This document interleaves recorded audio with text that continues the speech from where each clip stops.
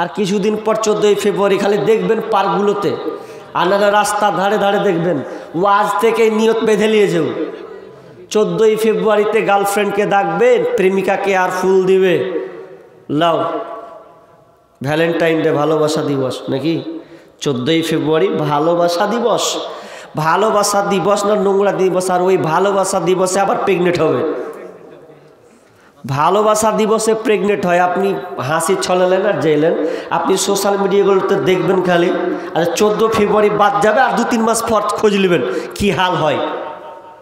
দেখেন না জঙ্গিপুর এই উঁচু গলাতে বছর বছরে একটা মেয়ে দেখছি বলে ও ঝাঁপ দিয়ে পড়িবে। কেন পড়বি? বলছে যে প্রেমিকের ছাকা খেয়েছি। পড়বি কেন? আর নাই প্রেমিক? বলছে হবে কেন? সব শেষ করে দিয়েছে ও, সব শেষ। 14ই ফেব্রুয়ারি নামে চলছে বেঈমানি, হীরার চেয়ে দামি জিনিস হারায় অনেক নারী। দুষ্ট ছেলের মিষ্টি কথায় পরে নারী ফাঁদে, সব হারিয়ে বন্টিয়ার বসে বসে কাঁদে।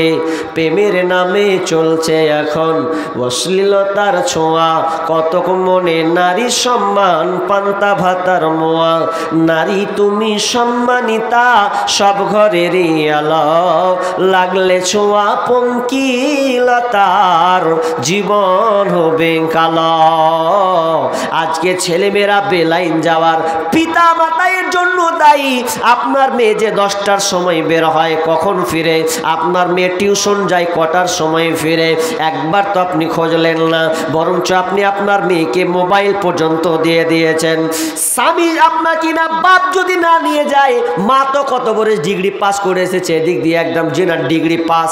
বেটি জুলুম ধরছে, তো বাপ যদি বলছে লিয়ে দিব না, বলছে তোমাকে লিয়ে দিতে হবে না, আর বেড়ি বানা টাকা দিয়ে লিয়ে দিব। বিড়ি বেঁধে বেটিকে দেবো, তুমি ভ্যারাক করবে না, ভ্যারাক করবে না, তো দেখো পরে কি হাল করে তোমার। এমন হয়ে গেছে, মেয়েদেরকে আপনি রাখতে পারছেন না, ছেলেদেরকে আপনি আটকাতে পারছেন না। না আটকাতে হবে, ছেলে মেয়েকে সব কিছু আপনি দিচ্ছেন না। বিষ্ণু বলছেন মা নাহলা ওয়ালিদুন ওয়ালাদান মিন নাহলিন ফাআফদালা মিনহু আদাবিন হাসান। রাসূল সাল্লাল্লাহু আলাইহি ওয়াসাল্লাম বলছেন যে তোমার মেয়েকে তুমি গাড়ি বাড়ি টাকা পয়সা সব কিছু দিচ্ছ, এটা কোনো উত্তম দান নয়। উত্তম দান হচ্ছে তোমার ছেলে মেয়েকে তুমি সুশিক্ষা দাও। সুশিক্ষা, এটা হচ্ছে তোমার জন্য উত্তম, এটাই তোমার জন্য কল্যাণ নিয়ে আসবে। আর বাকি যেগুলো আপনি দিচ্ছেন এগুলো ব্যর্থতা, কোনো কিছু হবে না। তাহলে কি বললাম? আমানত আপনার সন্তান। এবার পূর্বের আয়াতের দিকে চলে যাই। আল্লাহ বলছেন তোমরা আল্লাহ এবং রাসূলের খেয়ানতি করবে না। এবার বিশ্বনবী বলছেন যদি তোমরা আল্লাহ তার রাসূলের ভালোবাসা পেতে চাও, যদি তোমরা আল্লাহ এবং রাসূলের ভালোবাসা পেতে চাও, তাহলে তোমরা 3টি কাজ করবে। 3টি কাজ করবে। নাম্বার 1, যদি তোমরা আল্লাহ এবং তার রাসূলের ভালোবাসা পেতে চাও, তাহলে তোমরা সব সময় সত্য কথা বলবে। নাম্বার 2, কেউ যদি তোমাকে আমানত রাখতে দেয়, তাহলে তুমি আমানত রক্ষা করবে। নাম্বার 3, কেউ যদি এবং তোমরা প্রতিবেশীর সঙ্গে ভালো ব্যবহার করবে। যদি তোমরা এই 3টি কাজ দেখাতে পারো, তার মানে তোমাদের মধ্যে বোঝা যাবে তোমরা আল্লাহ এবং রাসূলকে ভালোবাসো। 3টা কাজ। নাম্বার 1, সত্য কথা বলা। সত্য কথা বলা। আচ্ছা আপনারা বলেন তো মুনাফিকের আলামত কয়টি? 3টি। অপরাহেদ অন্য হাদিসে আছে 4টি, তাই তো? 3টি যে হাদিসটা পড়েছি মুনাফিকের আলামত। মুনাফিক দেখতে কেমন? জি, আমি জুব্বা পরে আছি, টুপি পরে আছি তো দেখে মৌলানা লাগছে। যারা কোর্টের উকিল, দেখবেন ওর কোট পড়লে বোঝা যাবে যে ও কোট উকিল, তার মানে ও কোর্টের কি উকিল, তাই তো? প্রশাসন যখন, পুলিশরা যখন যে পোশাকটা পরে হাঁটে, ওকে দেখে লাগে কি এটা দারোগা, এটা পুলিশ, বোঝা যায় কি বোঝা যায় না? তাহলে পোশাকের সঙ্গে বোঝা যেত। মুনাফিক আপনি কি করে বুঝবেন? হাজি, মুনাফিক আপনি কি করে বুঝবেন? মুনাফিক কোথায় পাওয়া যায়? মুনাফিক আপনি কি করে খুঁজবেন? মুনাফিক খোঁজার জন্য আপনাকে বাংলাদেশ যেতে হবে না, পাশে বাংলাদেশ। মুনাফিক খোঁজার জন্য আপনাকে আমেরিকা যাওয়া লাগবে না, মুনাফিক যাওয়ার জন্য আমার গ্রাম যেতে হবে না। মুনাফিক যদি বলেন তো আমি আপনাকে হাত তুলবো না, আঙুল দেখাবো না, বরং এই গণ্ডির ভেতরে কিন্তু আবার মুনাফিক ঢুকে আছে। মুনাফিক কত খাতারনাক, মুনাফিক কত খাতারনাক। এই জব চাইতে জঘন্য যদি হয় মুনাফিক, মুনাফিকের আলামত আছে তিনটা। এই তিনটা যদি আপনি গুণ দেখতে পেয়ে যান, তার মানে জানবেন যে এই লোকটা হচ্ছে পাকা মুনাফিক। বিষ্ণু বলছেন তিনটা গুণ মুনাফিকের মধ্যে থাকবে। নাম্বার 1, ইদা হাদাসা কাযাবা, যখন সে কথা বলবে খালি মিথ্যা কথা বলবে। কথা বলবে তো খালি মিথ্যা, খালি মিথ্যা। ওর কথা ওকে লাগাবে, ওর কথা ওকে লাগাবে। আবে তোর নামে রটিয়ে দিলে, ও বলে তোর নামে রটিয়ে দিলে, দুজনে একদম পেচ লাগিয়ে দিলে। তার মানে কথায় কথায় মিথ্যা কথা। আজকে বর্তমানে দেখেন মিথ্যার সয়লাভ চলছে। মুসলমানের বাচ্চা হয়ে মিথ্যা কথা বলতে তার মুখ আটকায় না। মিথ্যা কথা বলে আপনার কিনা সমাজকে ধ্বংস করা হয়, মিথ্যা কথা বলে পরিবারকে নষ্ট করা হয়, মিথ্যা কথা বলে দেশ পর্যন্ত ধ্বংস হয়ে যায়। এমনকি আমরা ব্যবসায়ী যারা তারা পর্যন্ত মিথ্যা কথা বলি। এত মিথ্যা কথা দুনিয়াতে, এত মিথ্যা কথা এসেছে। শুধু তাই নয়, সেই যে মোবাইল, এই মোবাইলটা মোবাইল চৌধুরী নাম রাখা হয়েছে। এই মোবাইল চৌধুরীটা এত পাকার পাকা, একে যদি আপনি ফোন করেন, যদি বলেন ভাই কোথায় আছিস, তো বলবে আমি উমুক জায়গাতে আছি। অথচ ওকে যদি বলি কোথায় আছিস, ওকে যদি ও বলছে জঙ্গিপুরে আছি, দেখা আসলে জঙ্গিপুরে নাই, কোনো জায়গায় আড্ডা মারছে, নাম দিয়ে দিল জঙ্গিপুর। তাহলে মোবাইলে মিথ্যা কথা বলা হয়। শুধু তাই নয় রে ভাই, এই মোবাইলটা আসার পর 3 ছেলের মাও কইছে আমি বিয়ে করিনি। 3 ছেলের মা ওকে একটা প্রেমিক কইছে, তুই ভালো করে বল বিয়ে করিস নি তো? বলছে না, আল্লাহর কসম করে কইছি হ্যাঁ আমি বিয়ে করিনি। যখন লিয়ে পালিয়ে যেছে পরে, তখন খোঁজ মিলছে যে শালা 3টা ছেলে থেকে চলে এসছে, 3টা ছেলে থেকে চলে এসছে। ওই যে মোবাইল চৌধুরী যা পেয়েছে না, ইটিং ফিটিং করে মোবাইলে ফোন করছে, ভাই এখন শেষ সময় তো বক্তব্য হয়ে দিতে হবে না, সব ঢুলবেন করে ঢুলবে।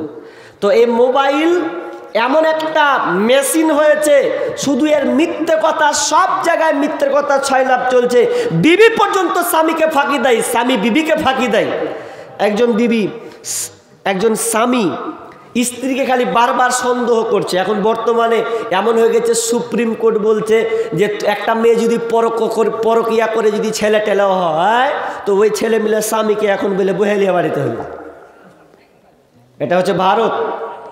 আর 2018 সালে তো পরকিয়া বৈধ করেছে, কোনো ব্যাপার নেই। এ হাল হয়ে গেছে ভারতের অবস্থা। আর সবচাইতে ভারতবর্ষে এখন পরকিয়া, জেনার, ব্যভিচার যেখানে সেখানে পাবেন,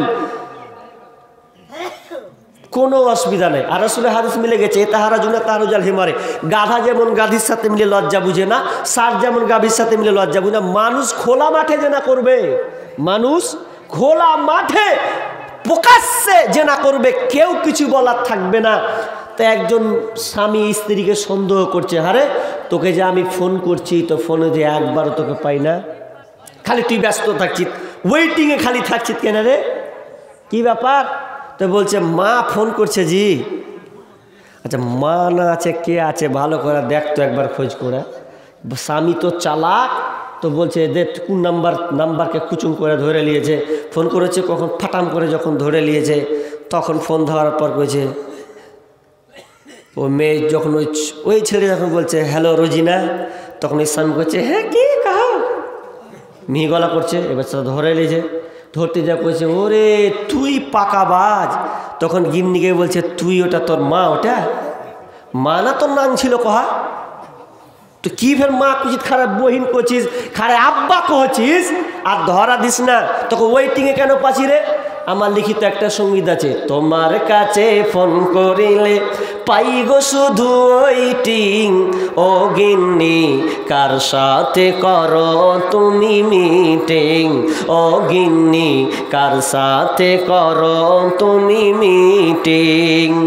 তোমার কাছে ফোন করিলে বলে আপা ফোন করেছে, তোমায় আমি জিজ্ঞাসা করলে বলো বোন আমার ফোন করেছে। একবার কও বাবার কথা, একবার কয় মায়ের কথা, একবার কয় ভাইয়ের কথা, একবার কয় বোনের কথা, এইভাবে কতদিন করবা চিটিং? ও গিন্নি কার সাথে করো তুমি মিটিং? আরে নামাজে রোজার ধার ধারে না, মোবাইলে ব্যস্ত, স্বামী তাহার ফোন করিলে কথা কয় না সে তো। স্বামী কয় প্রাণের বিবি কত ভালোবাসি আমি, স্বামী কয় প্রাণের বিবি কত ভালোবাসি আমি, তোমায় আমি ফোন করিলে পাই গো শুধু ওয়েটিং। ও গিন্নি কার সাথে করো তুমি মিটিং? তাহলে এক নাম্বার, ইদা হাদ্দাসা কাযাবা, কথায় কথায় শুধু মুখে মুখে আর মিথ্যা কথা বলবেন। বিষ্ণু বলছেন আমানাতু ফিল কালাম, কথা বলাটা হচ্ছে আমানত। কথা বলা আমানত মানে তোমাকে সত্য কথা বলতে হবে। আমানতটা কেমন? তার মানে যখন তুমি কথা বলবে সদা সর্বদা সত্য কথা বলবে। ইদা হাদ্দাসা কাযাবা ওয়া ইদা ওয়াদা খুলাফা, যখন তোমাকে কেউ ওয়াদা দিবে তখন তুমি ওয়াদা রক্ষা করবে। খবরদার ওয়াদা খেলাফ করবে না। তার মানে হচ্ছে মুনাফিকের আলামত। এক নাম্বার মিথ্যা কথা বলবে, নাম্বার দুই ওয়াদা খেলাফ করবে। কত নেতা যে ওয়াদা করে আমাকে ভোট দাও আর ভোট দাও, আমি তোমাদেরকে এই করে দিব সেই করে দিব, ওয়াদা পর্যন্ত খেলাফ করে ওই মেম্বার প্রধান আপনার এমএলএ এমপি তা কোটিপতি বড়লোক হয়ে যায়, কিন্তু ওয়াদাকে ভঙ্গ করে দেয়। তার মানে জানবেন ওরা এক প্রকার হচ্ছে মুনাফিক। আপনাকে একটা ঘটনা বলি। কি ঘটনা? চিল্লাছিস কত? হ্যাঁ তুই, হ্যাঁ তোর পাছার কত গজ উঠেছে। কি বললাম? ওয়াদা খেলাফ। একটা আপনাকে ঘটনা বলি। আমিরুল মুমিনিন উমর বিন খাত্তাব রাদিয়াল্লাহু তাআলা আনহু যখন তিনি খলিফা হলেন, তার খলিফা হওয়ার সময় একটা ঘটনা আছে। এই ভালো করে কথা শুনুন, এদিকে কান লাগান। ওয়াদা খেলাফ, ওয়াদা কত দামি জিনিস দেখেন, এদিকে দেখেন তো। একটা রাখাল উট চড়াতো। তো ওই রাখালটা যখন উট চড়াতো, তো উট চড়াতে চড়াতে রাখালটা কোনো রকম ঘুমিয়ে গেছে। তো উটটা একটু অন্যরকম কাজ করে দিয়েছে। কি? অন্য একটা বাগানে ঢুকে তার ফসলকে খেয়ে নিয়েছে। তো বাগানের মালিক কি করেছে? উটটাকে হাঁকাতে হাঁকাতে এক পর্যায়ে মেরেছে। উটটা এক পর্যায়ে মরেই গেছে। এবার ওই ছেলেটা তখন উট খুঁজে বেড়াচ্ছে। উট যখন খুঁজে বেড়ায়, উট পাচ্ছে না। এক পর্যায়ে দেখছেন বাগানের পাশে উট মরে পড়ে আছে। ছেলেটা বলছে কে আমার উটকে মেরেছে? তখন বাগানের মালিক এসে বলছে আমি তোমার উটটাকে মেরে দিয়েছি, কারণ সে আমার বাগানে এসে আমার ফসলকে সে খেয়ে ফেলেছে, সব শেষ করে দিয়েছে, তছনছ করে দিয়েছে।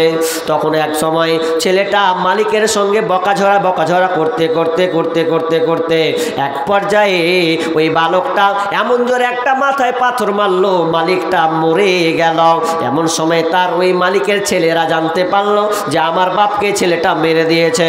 তখন ওই ছেলেটাকে, বালকটাকে ধরে নিয়ে আমিরুল মুমিনের কাছে নিয়ে বলছে আমিরুল মুমিনিন, এই ছেলেটা আমার বাপকে হত্যা করে দিয়েছে, অতএব আমরা এর কাতাল চাই, কতল চাই, শাস্তি চাই। তখন আমিরুল মুমিনিন এই বালককে বলছে, বালক রে তুমি কেন তোর পিতাকে কেন তুমি মারতে গেলে? বলছেন জাহাপনা হুজুর, আমি আপনাকে বলছি শুনেন, আমি নিজে স্বেচ্ছায় মারিনি, আমার উটটাকে তার আব্বা মেরে ফেলেছে। তো আমি উটটাকে খুব ভালোবাসতাম, কিন্তু তর্ক করতে এক পর্যায়ে আমি একটাকে মোটা পাথর, একটা বড় পাথর তার মাথায় আঘাত করে, কিন্তু আমি ভাবতে পারিনি যে ওর আব্বাটা মারা যাবে, কিন্তু আমার আঘাতে এসে মারা গেল।